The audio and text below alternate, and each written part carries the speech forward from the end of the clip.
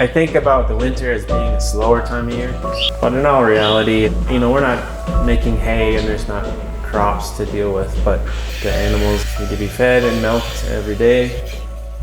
The dairy barn that we milk in right now was built in 1958. And in that time in Wisconsin, there was 100,000 dairy farms. In the last 40 years, we've lost 40,000. Waukesha County used to be known as Cow County. So you can imagine there were way more cows than people here. But this did start to change. Gwenyn Hill used to be actually 2 adjoining dairy farms owned by 2 brothers. In 2016, when it became apparent that this farm was going to be turned into a subdivision, there was a big desire to prevent that from happening. Land has been gobbled up for housing over the past 20, 30, 50 years, and once it's out of farming, it never goes back. The goal was to have this farm raise food for the community, organic food, and it started with produce and it has morphed into something that raises such a diversity, sometimes it makes my head spin. We have woods, we have wetlands, we have rolling hills, flat ground, but we have created diversity in what we've brought to the farm. We have 80 milking cows, about 10 beef cows, and then their calves. Our sheep flock is about 15 ewes, and then in the spring, once they have their lambs, we'll have 15 to 30 lambs, depending on how many twins we have. We also have our chicken laying hen flock, and then 5 draft horses. Back.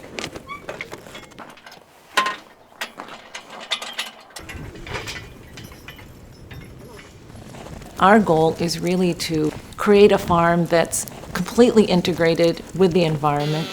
So our conservation practices aren't just for the woods or the wetlands. We integrate them into our field crops, into how we manage our animals, and to the best of our ability, which is the biggest challenge, is how do we integrate good environmental practices into growing produce, which is a very intensive and a very hungry kind of enterprise.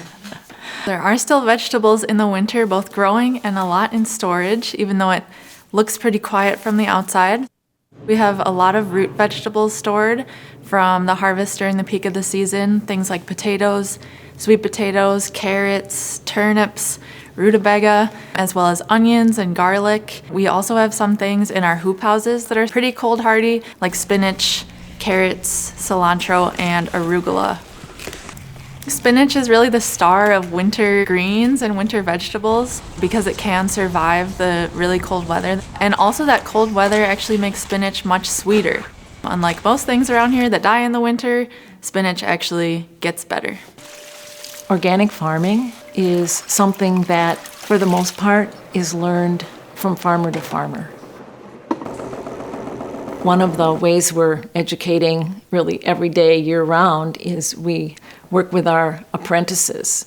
They work almost exclusively with the vegetables, and they're part of an organic vegetable manager program.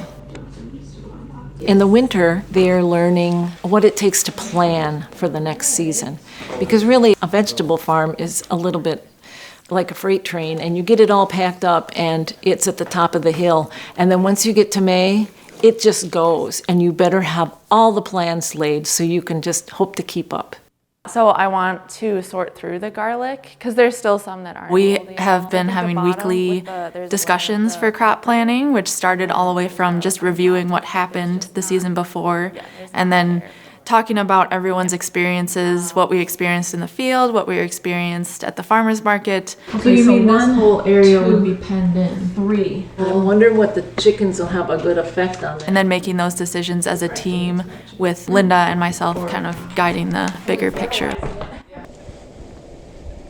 Winter on the farm can actually be a really good time to reach out to people. We can hold classes and workshops, especially around wool and all sorts of textiles and weaving and spinning.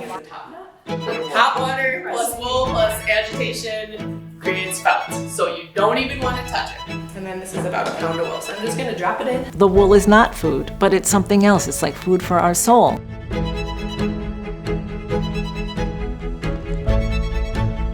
What I look forward to in spring is getting the cows back out on the pasture.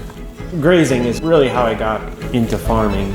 You know, there's just so many good things that the animals do for the land when they're out on the land grazing and not confined in a barn. What do I look forward to in the spring?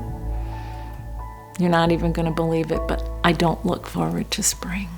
I complain about having to hibernate when the afternoons are dark and the sun doesn't come up until 7. But honestly, when the days get longer, there's this little energy level in me that starts going up, and there's a little nostalgia for the slow time of winter. I do look forward to spring and getting into the greenhouse to start those first seeds. The first thing we start, the earliest thing in mid-February, is our onions. We go in there, we turn on the heat, we, get our soil mix going, and then finally we can put those first seeds in the trays.